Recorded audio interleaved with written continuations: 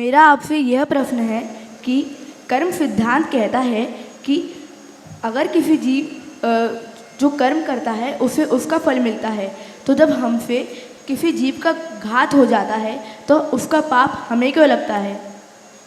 बहुत अच्छा सवाल है। वो तो उसका कर्म था इसलिए हमने उसको घाता है ना। कर्म सिद्धांत की ये समझ सही समझ नहीं। ये बात सत्य है कि जो जैसा कर्म करता है वैसा उसका फल भोगता है, लेकिन ये बात भी समझने की है कि हम जैसा बांधे वैसा ही भोगे, ये कोई जरूरी नहीं। किसी ने ऐसा कर्म किया इसलिए वो हीन योनि पाया, वो उसको भोगने के लिए आया, और हम उसे मार रहे हैं इरादतन, तो हम अपने लिए पाप का बंध कर रहे हैं। वो अपने ही कर्म से मरा, तो फिर तो कोई किसी को मार दे तो हिंसक क्यों कहलाएगा, हत्यारा क्यों कहलाएगा? क्यों? हमने क्यों मारा? वो तो उसका कर्म था, हमें मारना था, हम तो उसके पिछले जन्म का दंड मिटाए।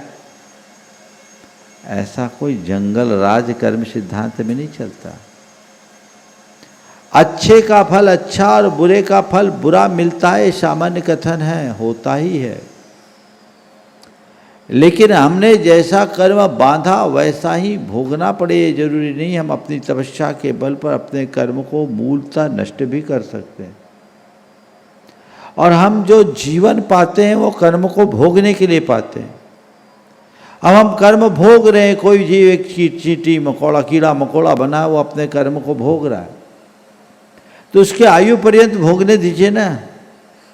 और अगर किसी ने किसी को बीच में ही मार दिया तो वो हिंसा का भागीदार, वो अपने लिए कर्म का बंध करेगा। समझ गए?